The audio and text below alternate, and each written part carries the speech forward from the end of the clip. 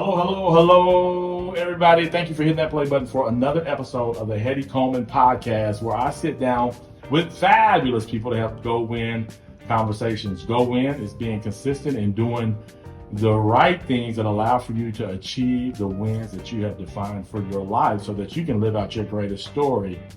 And today, ladies and gentlemen, I have the Miss Wonderful Dr.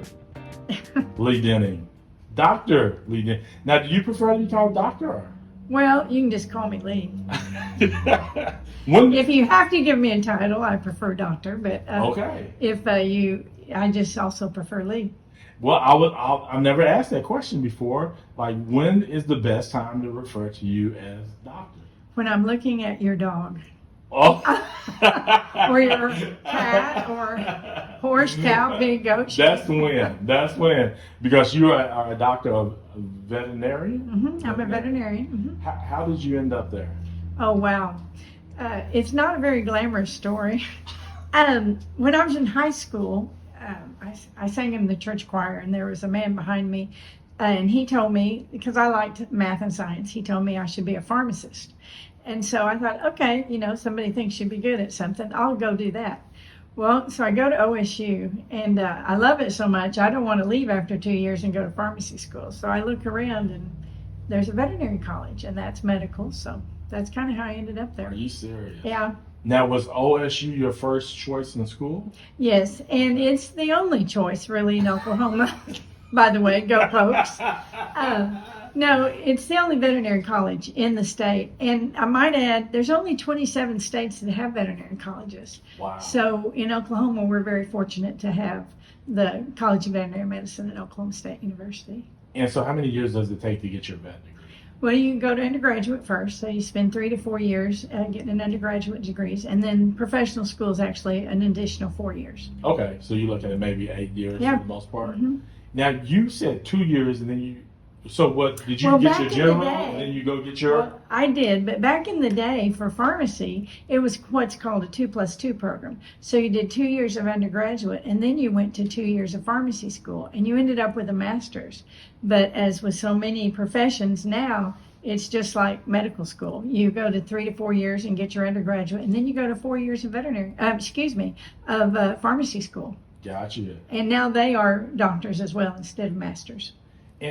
And how long did you practice? Off and on for like 35 years. Oh. And actually, I'm still doing wellness clinics on the weekend for Petco. Are you serious? That is so cool. I'm an old person, Hetty. Now, okay, and I don't want to stay on this vet thing too long. I mean, we can. We can talk about vet or whatever you want. So, whenever you did decide to do the vet and you first got into it, did you think you'd be in it 35 plus years? Yeah. Oh, yeah, I did. I thought it was going to be my life career. Okay. And, life leads you down different paths. Mm-hmm. And like I said, I still keep my fingers in a little bit, but not full-time practice. Gotcha. Do you ever think about retiring? I think about it, but I don't mind working. Okay. And I went through a divorce 10 years ago, almost exactly. Well, 10 and a half years ago.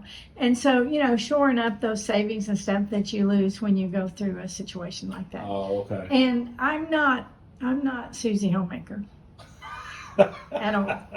That's not your role in life. No. When they ask in the Bible if you're a Mary or a Martha, I'm so a Mary.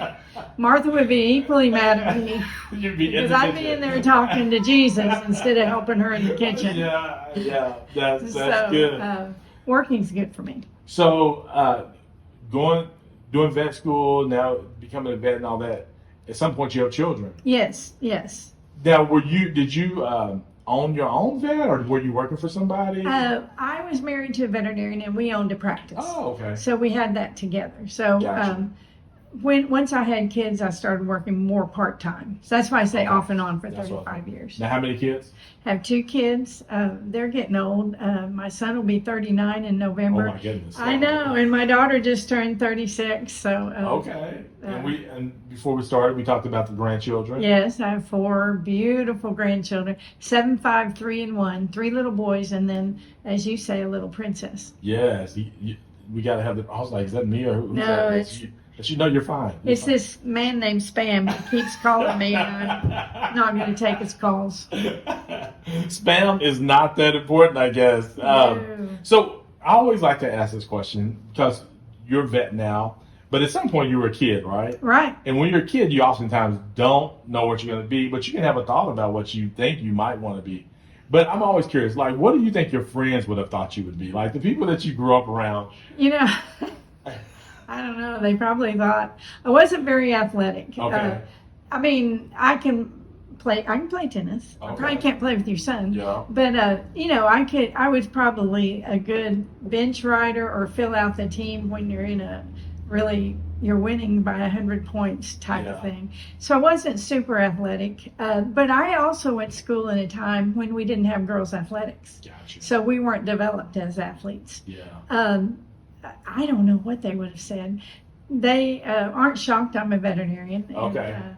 And, so They could have seen you kind of being with animals or whatever. Yeah. Like, were you a pet person? Like, did you have? we did have pets. Okay. And we had dogs in the house. And my dad, we had Labrador retrievers. My dad hunted with them, but they also were house pets. Mm-hmm. They're such a versatile little dog. Yeah. And so we did have dogs, and that's all. We didn't have any exotics.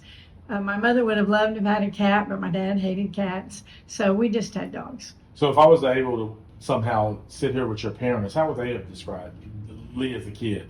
Lee as a kid was a middle child. Oh. So Talk to me about that. I know. I had an older sister and a younger brother. I believe I took after my mom, so I was pretty easygoing. Okay. My sister and I, you know, she was pretty headstrong, so we're extremely close now, but we weren't that close growing up. I was When close. did y'all start getting close? Oh, probably in our 40s. Oh, wow. Yeah, she lives in Florida, so there was a bit of time when I was busy with the practice and stuff. We just didn't see each other that much. But as our parents started aging, she would come home more often, and we're very close now. We talk on the phone several times a week, and but we just were so different growing up. Now, when y'all talk, do y'all talk via FaceTime or y'all talking on the phone? Talking on the phone. Okay. We know what each other looks like. We don't need to FaceTime. You just need to FaceTime those grandkids. You know. Yeah. She doesn't need to see me, and I don't need to see her. What part of Florida? She lives in the Keys. Oh, okay. And, you know, a lot of people go, wow, but she's probably lived there, let's see, probably close to 50 years. Oh, my goodness. So How'd she- end up in the Keys? Her first husband, they moved down there for a job, and unfortunately he was killed in a car accident quite a while ago, I believe in 1986, and she's just stayed down there. So she's a physical therapist, and at times she has taken jobs up in Oregon. So if you go from Florida to Oregon, you have to pass through Oklahoma. Oh, So she'll she'll stop and spend a week or so. That's a So long drive. It is a I long feel drive. like it would be a really I think it'd be a very long drive. That's why she stops in Oklahoma. I mean, we just drove to Florida and we stopped in Atlanta, and it's a little bit of a hike. So Just from the top of Florida to the bottom of Florida is quite a hike. yeah, for sure. And she's in the Keys. So. Yeah, it takes a long time to cross Florida. So okay, we talked about you being a middle child. What more about that? Because I'm asking you, like, how would your parents describe you? You know, my parents would probably describe me as the person that made everybody get along. Oh, okay. Because my sister was pretty strong-willed at that time, and of course, you know, my brother was the baby of the family, and so you know, Was he the favorite child? Oh, heavens, yeah. Especially with my dad. Oh yeah, he could do no wrong. Let me just put it this way: my sister and I never got a car. He got a car. Oh, it's one of those things. One of those things. Yeah.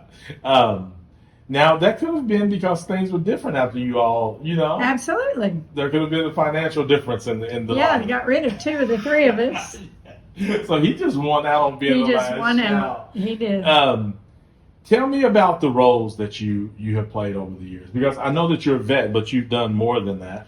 Yeah, I'm kind of like Forrest Gump of jobs. Uh-huh. When the kids got old enough to go to college, you know, my parents put me through college at the time. My husband's parents put him through college. And so that was a goal of ours to provide that education for our kids. So I decided to teach at Career Tech, teach anatomy and physiology, Okay. and become an alternatively certified teacher. I might add, I never finished that goal all the way. So I was teaching anatomy and physiology, and 10 years earlier, I had a good friend that ran for the Oklahoma House of Representatives, and she asked me to be her campaign manager.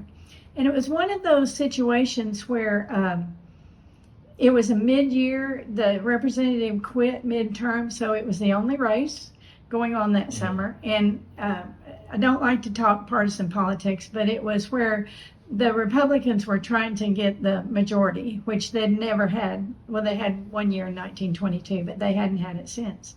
So we had a lot of interest in this race because nobody else was running. And so a lot of House members came to Cushing and would help us knock doors and stuff, and told us kind of what they did. And I made the big mistake of saying, I'd like to do that sometime. And so we were not successful with Carla, but I feel like she paved the road for me to be successful 12 years later. And so when I was teaching at Central Tech, and then the time came to file for office, our sitting representative decided not to run for re-election. So that's the best time to jump, is when it's an open seat. Yeah. So it still was kind of a tough decision because I hadn't been at Career Tech that long. But I made the decision to run for the House of Representatives, and I was elected, and was able to serve the full 12 years. We have term limits in Oklahoma, so I served my full 12 years. And then I needed a job because I did get divorced while I was in the House. So I needed a job. So so when you're in the House, you got divorced, and so were you no longer practicing? Not after the divorce. Okay. You. Yep, that was over. And you weren't teaching either? No, but at that time I started working for Petco in their wellness, because House members really, they're getting the salary up, but they don't make a lot of money. Mm-hmm. And so I worked on weekends. What do they make now? Now I believe they make $45,000. Okay. When I was there, it was $35,000. Gotcha. And which, I mean, it's not terrible, but No, yeah. it's if you have house payment and car payment, it starts going quick. So I worked in wellness clinics at that time. And then so after I left the House, I made an acquaintance. I worked in education on the House, their budget and stuff like that. And so Natalie Shirley, who became the president of OSU OKC, asked me to come teach at OSU OKC in their vet tech department. While you were in the House? No, when I left. After when you left, okay. Yeah, you can't have 2 state jobs. Okay. You can only have 1. Gotcha. So I couldn't have it then. So I did that, and then I had the opportunity when the presidential changed to serve as the United States Department of Agriculture State Director for Rural Development. And so I went to Stillwater and did that for 3 years until the president changed it again. You live by the sword, you die by the sword. And then I went back to working for Petco, and then back in February, I had the opportunity. I was asked if I would fill the gap as an interim state director for the career tech system. So that's what I'm doing now. So it sounds like that's why I say I'm Forrest Gump. Yeah, just a little bit of everywhere. I'm all over the place. Yeah, just a little bit, which makes life more interesting, right? It does, Like, and you learn so much. Yeah, like that's when I think about you and kind of just knowing a little bit of your story and the different roles that you have. That's the reason I find you interesting, right? Because I feel like Or crazy. Yeah, with all the different things that you've done, like she's probably a plethora of knowledge. Like you just full of knowledge. Yeah, I know a little bit about a lot of things. That's right. But my next thing is I ran for Payne County Treasurer, and I'm running unopposed. So next year I'll be the Payne County Treasurer. Wait a second.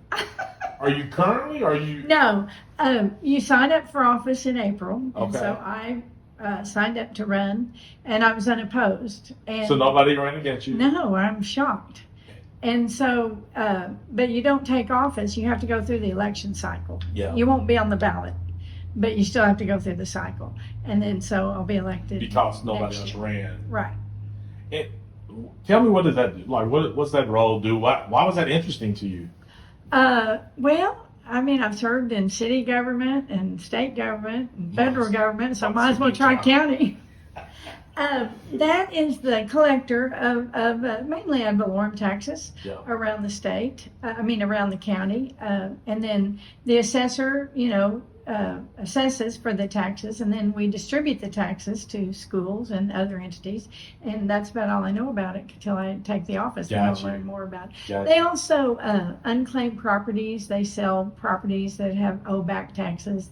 They always give people, individuals, an opportunity to pay their tax debt. Yeah. But if they've left it so many years, then they sell those properties. Gotcha. So the treasurer office does that too. Yeah. Yeah. So I have to come back next year and tell you what else. Yes, you have to come back and tell me. Now, one of the things that when I'm listening to your story is education. It seems like you've been a part of education for a long time in some shape or another. And you're a doctor, so you've had a lot of education yourself, right? It's kind of weird. When I got into the House of Representatives, I thought, oh, well, they need to put me on the Energy Committee because of Cushing and all the oil.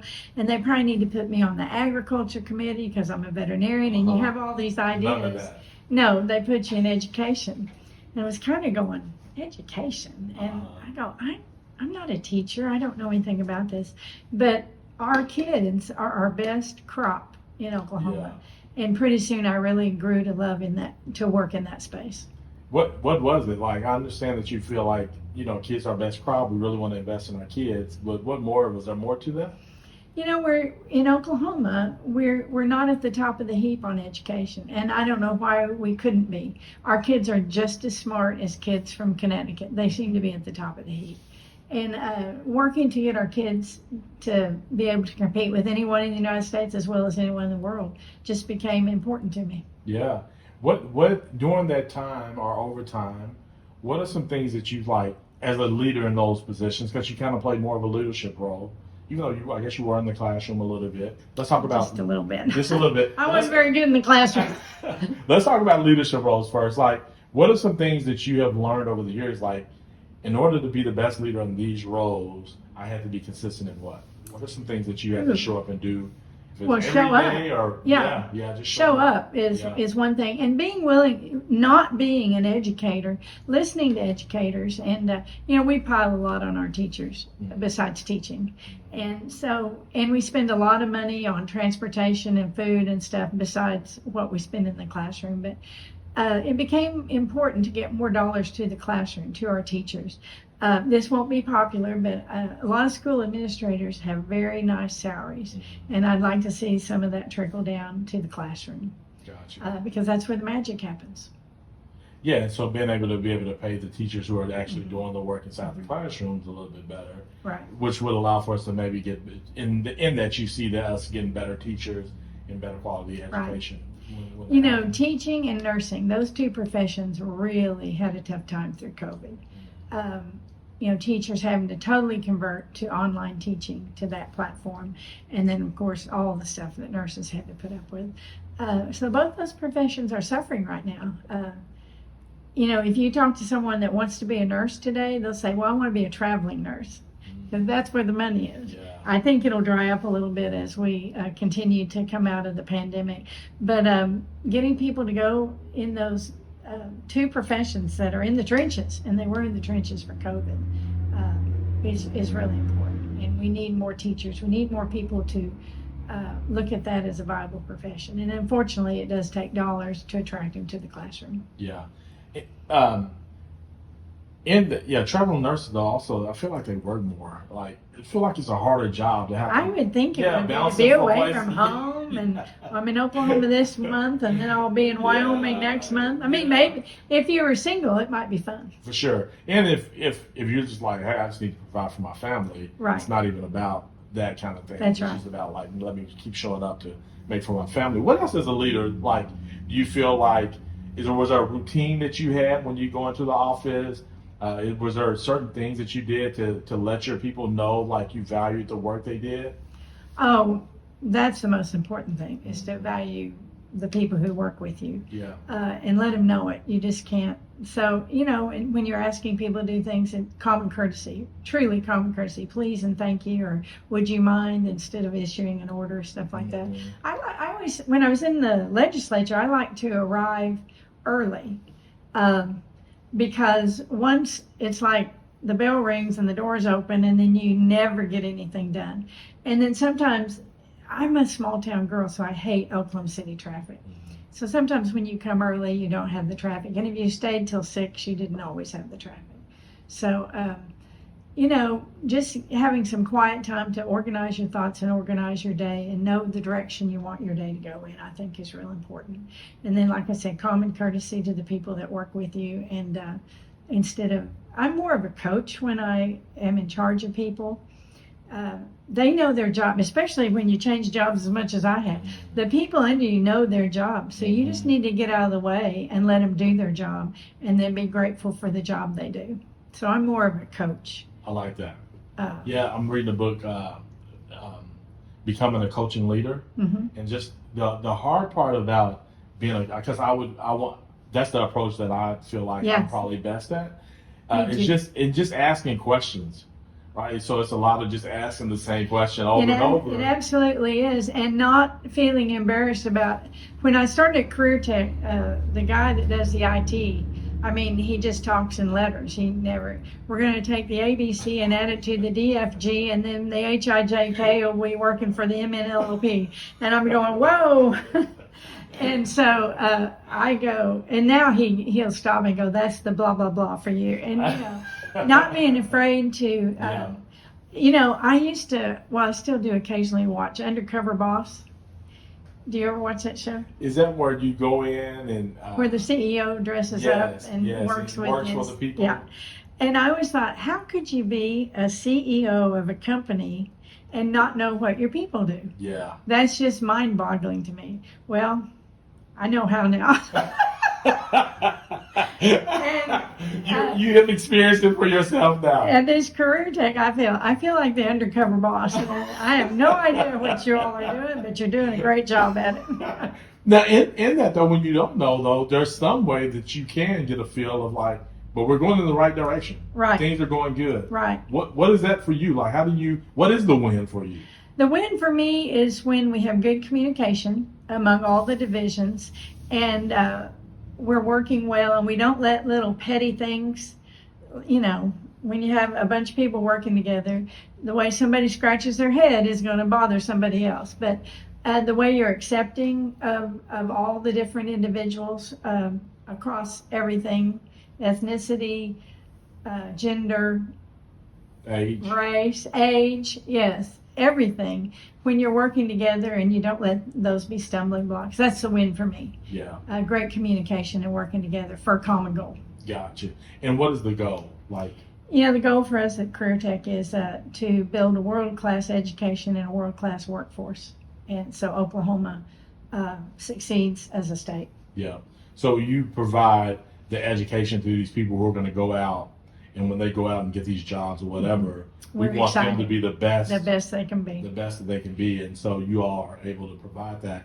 What are some things in order to make sure that those students are that you see that y'all are doing at the Career Tech? And of course, I understand, like, if it's mechanic, like being able to put the bolts onto the whatever, is there something beyond that y'all? We have business and industry partners, and we have them on a lot of advisories. We have 29 tech centers on about 62 campuses across the state. Plus, we're in about 394 high schools with FFA and family consumer science in our business program. When you say you all, do you mean Career Techs in general? Like, who else is a Career Tech? Would Francis Tuttle be a? Francis Tuttle's in our Tech? system. Meridian. Okay. Central, Metro Tech. Yeah. I mean, we can go down the list. There's 29 of them. And so they all have advisory committees of their industry partners. People that are interested in our students when they graduate and the training we provide. Mm-hmm. And so they take those students, and the win for us is when they say, you're giving us students what we need. They're ready to go, they're ready to work, and they have great work ethic. We hone in on soft skills as well, because employers really want you to be able to work with the rest of the company. Yeah. And where do you work out of? I work out of the state agency, which happens to be in Stillwater. A lot of people said, oh, you're at Meridian. No, Meridian's a tech center, so the state agency is in a building just west of the Stillwater Medical Center. Well, I would have thought the state agency would be in Oklahoma City. We're the only state agency that's not in Oklahoma City. So we're the How only. did that happen? Perseverance, I guess. Francis Tuttle in the old days, he was the architect of the whole system. I don't know exactly, but we are the only state agency not located in the metro. Now, are Career Techs owned? Are they started by the state or are they privately? No, they're not private. They are state. Okay. They're public schools. How does one get started? Back in the 70s, a man by the name of Francis Tuttle, of course, there's a career tech named after him. This was he was the state director, and this was his vision on how we do career tech, to have the tech centers. And so I'm just going to talk about Central Tech because that's the one that would be around Cushing. So I know the most about that one. So they get in an area and they look at the sending schools. So for Central Tech, there's 17 sending schools that can send their kids and they're bused into Drumright to Central Tech. Yeah. And there's a plethora of programs that they can take anywhere from plumbing, HVAC to pre-engineering. We cover the whole gamut. And then we also offer a few high school courses for people that may need a course that they're missing from their high school curriculum that will allow them to come to tech. And so he had this vision, and no other state does this like Oklahoma. A lot of states have, well, all states probably have some sort of vocational technical education. But for Oklahoma, we span from secondary, sometimes down to the 10th grade, to post-secondary. And we also have adult basic education. We also are in 15 different prisons in our skill centers for prisoners that have a year or less on their sentence, because we want them to come out and have something they can do so they don't end up back in prison. We want them to be successful. Yeah. They've paid their time, so we need to give them a skill so they can be productive. For sure. And make a living wage for their family. Gotcha. And it is interesting. I would have thought all states have vocational technical education. Oftentimes it's after high school and it's usually their 2-year college. Yeah. All states have some form of it. Yeah. But nobody does it quite like we do. Yeah, in the way that we let, I think you have to be a junior. I guess there's junior and some seniors. You can be a sophomore. Yeah, there are our Project Lead the Way programs, pre-engineering and biomedical, you can start as a sophomore. That is really cool. I did not know this. I'm learning something today. Good. Okay, so we're gonna jump off real quick and just kind of ask you some general questions. What is the best gift you've gotten under $100? Oh wow, that wasn't on the list. No, it wasn't. The best gift I've gotten under $100. Oh, I'm a fiction. Okay. My son gave me hiking sticks. Hiking sticks? 2 birthdays ago, because we were hiking in Colorado, and these other people had hiking sticks, and I go, I should have thought of that. And so for my birthday, I got hiking sticks. And you got my son keeps me. He's very forward thinking. Gotcha. Hiking sticks. Okay, so when you say sticks, it's more. So you kind of going. Yeah. Well, actually, I just have one. But when you're making big steps, you can plant that thing and pull yourself up. Gotcha. What is the one book, if you have a book, that you like everybody should read this book? Oh wow, I have a lot of books like that, but you can only give me one. Okay. Admiral William McRaven's book called Sea Stories, SEA. He was a Navy SEAL, and then he, through his life, he became an admiral. I think he was a 3-star admiral. Admiral McRaven, if you're 4-star, I apologize. We're sorry. But yeah, I'm sorry.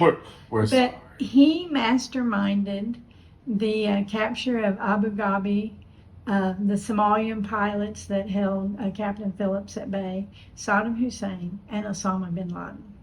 Wow.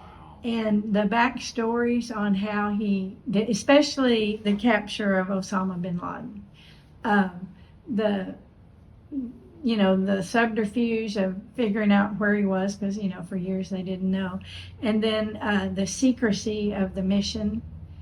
It's not that long, and it's a very good read. It starts when he was a young child and goes through his life, and he did some really cool things when he was a Navy SEAL too. Mm-hmm. Those Navy SEALs kind of amaze me. Yeah. If you had a billboard that the whole world could see, it could be digital billboard or whatever, what is your message on that billboard? Be the change you wish to see in the world. Just do something. And I love your shirt, Be Kind. Yeah.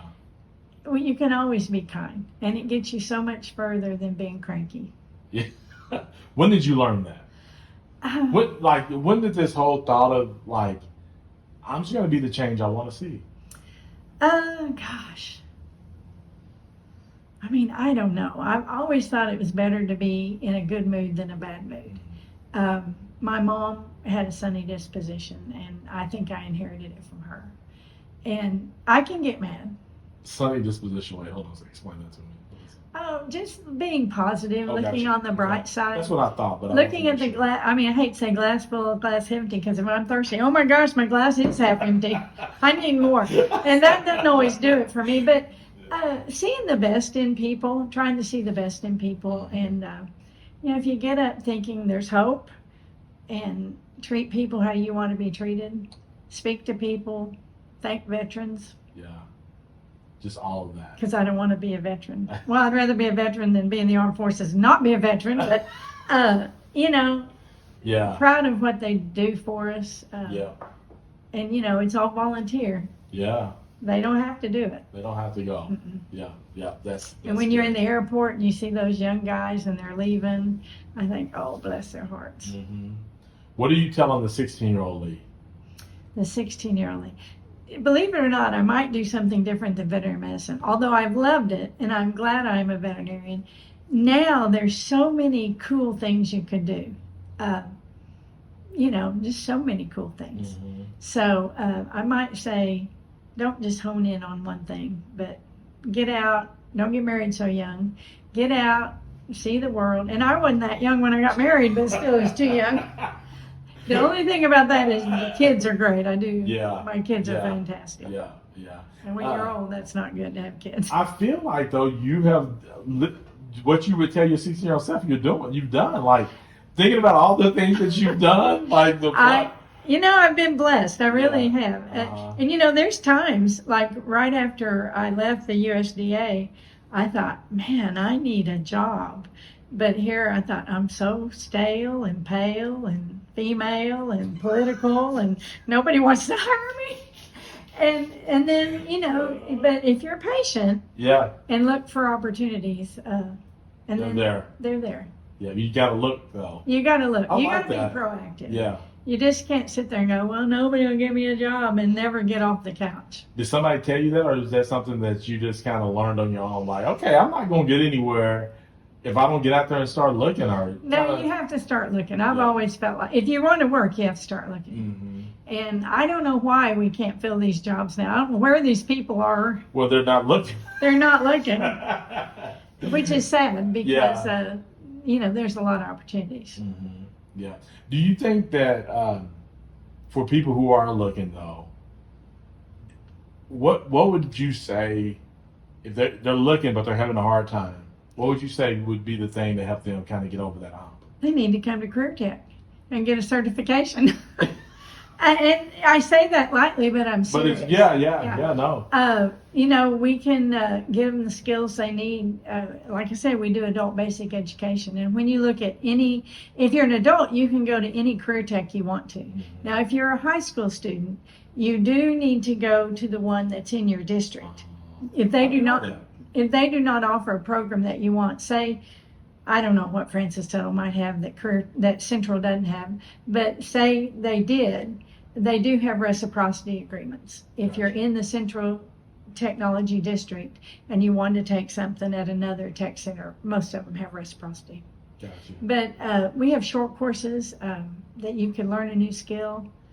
My son came back, he was in China and came back with a master's and didn't know what he wanted to do. He went to Career Tech in graphic design. Are you serious? Yeah. So what does he do now? Well, he is the world language administrator for Epic Charter Schools. Yeah, make me say that. The school is good. It was just the administration that had some issues. Yes, you don't even have to explain. Yes, I get it. Yeah, But he lives in Denver. he does. Okay. That's the beauty of computers. Yeah. You can Yeah. nowadays you can live anywhere and work anywhere. Yeah. Wow. That's Tulsa offered $10,000 for people to move to Tulsa and video commute wherever they wanted to. a couple years ago. I do remember that. Yeah. Now, why would they do that? I think they were trying to attract a certain demographic, and the people that are working remotely are that 25 to probably 45 demographic. Got you. I mean, I guess that's why they did it. I'm out of that demographic. And we out. Remember, I'm stale, and male, and female, and political. You got to throw that in there. That is hilarious. So let's go back to the classroom. Okay. You spent a little bit of time in the classroom. I did. Two different times. Yeah, 2 different times in the classroom. What did you learn in that process? Like, what makes a great teacher? Oh gosh, somebody that can stand to have their name said 3,000 times a day, not go to the bathroom till 3:30, and have a 15-minute lunch period. You can do that. You can. Whoever listening right now, you have the potential to do that. Yeah. Wow. No, I actually believe different things are genetic, and we've had so many good teachers in the past. I think that they're role models, and I think their kids become good teachers. We have a mutual friend that's a great teacher, and her mother was a great teacher. Yeah. My ex-husband was a good teacher, but his mom was a great teacher. My mom was not a teacher, so I can't teach.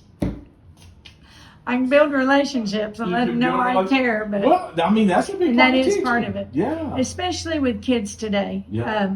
We have so much breakdown of the family, which is very tragic to me. And so teachers, both male and female, have to step in a lot of times and fill that gap. Gotcha. For the nurturing and letting kids know there's somebody that's there to listen to them. Yeah. And so whenever you were in the classroom, I guess that would have been your strength for all of your potential. I mean, your ability to make relationships happen, right? I probably so. Yeah. It's been a while. Yeah. Yeah. That's good. So now, though, in your role, you're still kind of interacting with. Right. And so would you still, what have you seen from some teachers that you feel like, man, they're doing a really good job? Yeah, again, most of it is building the relationship. Yeah. The book has the knowledge, and with patients you can transfer the knowledge. Yeah. It's just knowing kids. The old saying, they don't care how much you know until they know how much you care, and that you value them, even the one that's hard to value. Because there's always going to be that little talker or the one. The world changers is what I call them. That's right. They're going to be the world changers, the ones that seem to, yeah. What's your favorite leadership story about yourself? Like, is there somebody that you have the opportunity to serve? And how do you define leadership? Oh, wow, that's kind of hard. For me, I think I started being a leader just because I got sick of people sitting on their hands. I go, well, I'll do it. That type of thing. You jumped in. So being willing to step out there and not be afraid of failure or not be daunted by failure, because everybody has failures. Yeah. But just being willing to take the chance, and then encouraging people to follow. You're not much of a leader if you look behind you and there's nobody following. That's what I always tell people. We call us, I'm like, well, who are you? So for me, leadership's about serving others. Absolutely. Right? So I guess for me, I was like, well, who are you serving? Like, what does that look like for you if you're calling yourself a leader? Probably the really first service was when I was in the house, where I actually served people. And being accessible. People, they make us dress up and stuff, and people are afraid to talk to you because you're in a suit and you're in high heels, and you don't want to be in high heels, but you're in them. And so that part, you just want to go, I'm just like you. I put my arm in that sleeve this morning, just like you put your arm in that sleeve. They like, I don't own a suit though. Right. I wish I didn't. But, just being accessible and listening to them. Letting them vent. When I was in the legislature, we started a really cool deal. We got computers. How about that? But we started this deal on computers that you had your own thing called My Notes. And nobody could see my notes except me and my assistant, because she put them on there. So if you would call me when I was in the legislature about something, she would type in a note. Hetty Coleman either loves this bill or really asks you to vote no. And so you really got... Now, you didn't get a lot of notes because people think you're, like I did before I was elected, you're up there, you're doing a job, As long as you're doing it, I'm happy. But so connecting with the people, and if you're a rural legislator, we're there 4 months, so there's 8 more months that you need to be in the district listening to people, and that's when I got to know so many people at Langston. You had the opportunity to serve that community. I did, so and the college, and I absolutely no, you're loved good. it. I absolutely loved it. That's good. You know, the energy on a college campus. Yeah. I had part of OSU, but not. I just had the vet school. Yeah. In that part of the campus. Do you still keep in touch with Kennedy? I haven't, but I would love to call him. I always ask about him. Somebody that's at Langston, I always want to check on him because I had a lot of respect for him. So I had a meeting before you came with Les Thomas. And Les is the, what do you call him? The Oklahoma State hype man? The Oklahoma State what? Hype man. Oh, yeah. For the football games, basketball games, all this stuff. And he and I are. Oh, I like that guy. Yeah. I didn't know his name. Les, yes. The guy with the crazy glasses? Yes. And the big voice? Yes. Well, I wish he was here. I'd like to meet him. Well, I wish he should have stayed around. But anyway, he and I were talking because when he pulled up, he's on the phone with Ken. And we were talking about Ken and the work he's doing out there. Oh, he's doing a great job. Yeah. He really is. I need to have him on the podcast. Yeah, you do. Yeah. He's a good man. Yeah. And the campus is looking great. And, yeah. I have a jacket that says Langston, and I in the winter, a lot of times when fall comes, just a sweatshirt jacket. I'll put it on because it's just the amount you need. Yes. And these girls one day in some store, I didn't even really remember I have it on. They go, did you go to Langston? I said, unfortunately, no. But I represented them, and she goes, we go to Langston now. And so it opens up a dialogue. For sure. But going back to this question, so maybe not leadership, but you as a mentor, is there anybody that you mentor, you got a cool story about kind of that relationship and how it impacted that person? You know, that wasn't on my list. But that's okay. Just thinking about your history. The girls I think about is my best friend from vet school died in the Murrah building bombing. And she had 3 girls. The oldest one was 16, 14, and 5, I think, when the actual bombing happened. And I've been in a relationship with those girls since the bombing. And it's fun. I don't know if I've had an impact. I hope I have. Yeah. But it's been fun to watch them grow. And now they're married and they have kids. And it makes me sad to think that Peggy hasn't been a part of their life. Yeah. But I'm happy. And then my kids are close to them, and that's the closest as mentoring that on a yearly, long time basis. That's good. Last question. Maybe 2 more questions. What are some other things? Just I know we kind of talked about, but anything else come to mind? Just that as a leader, the things that you say, hey, be consistent in doing this if you want to be the best leader you can be. You know, we've talked about all these crazy jobs I've had. Every time I start one, like day 3, I'm going, this was the dumbest idea I've ever had. I should not have said yes to this.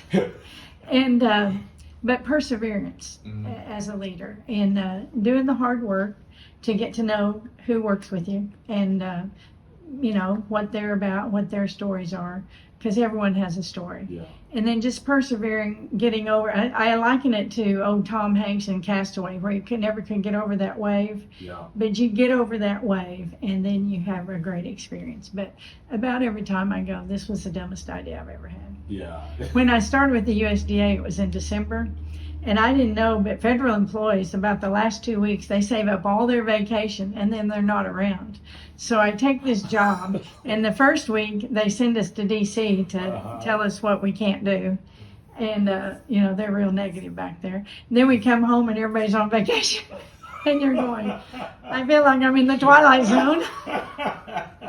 But they all come back in January, and we get to work, and it's been good. So So, I'm sorry, did you go to D.C. quite a bit? You know, actually, we did. Yeah. At least twice a year, which to me, that's quite a bit when you live in Oklahoma. Yeah. What was different about D.C. then? Well, there's all these young people running around in suits thinking they're something. That's the worst of it. But the coolest part is seeing all those monuments and the patriots that have gone before you, Washington, Lincoln, Jefferson, the World War II monument, the Vietnam Memorial, all those things. You just, oh my heavens, there it is. Yeah. Oh my heavens, there that is. But the coolest thing I got to do, really, is I was in D.C. when Bush 41 passed away. And he was lying in state at the Capitol. And I always wonder who those people are that stand in line for 3 hours to walk by his casket. And now I can say I'm one of those people. Oh, wow. Yeah, it was cool. Yeah. It's it's a slow thing because the line's so long, but you don't tarry. You can't stop. When you make it to the rotunda, you pass his casket and then you walk out. Gotcha. You don't stop. Yeah. But that was fun to get to do that.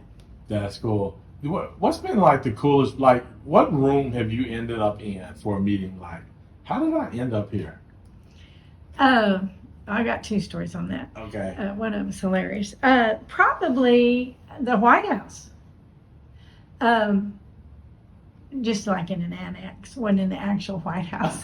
They let us tour the White House. Yeah. I've toured it, but to actually be in a meeting in this building, I think it's called the Eisenhower Building, actually, to sit in a meeting in that building. Yeah. That was pretty cool. That's cool. Yeah. That's cool. And what's the second one? Well, the second one, I'll tell you a funny story. I hope Governor Fallon doesn't listen to this podcast.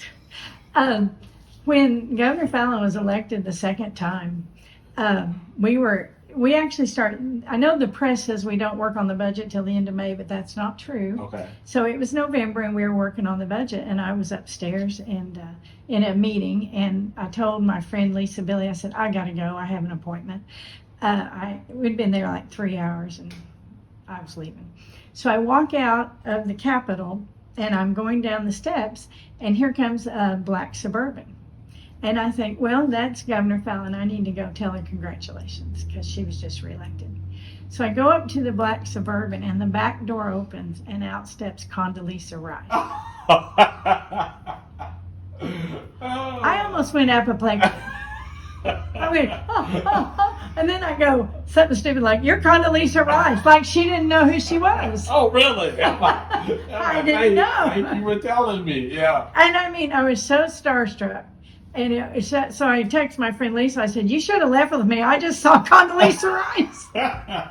So I get real starstruck, because people that I just have so much respect for. Yeah. And she's someone that was always an unassuming, quiet, effective leader. Yeah. Always presented herself well.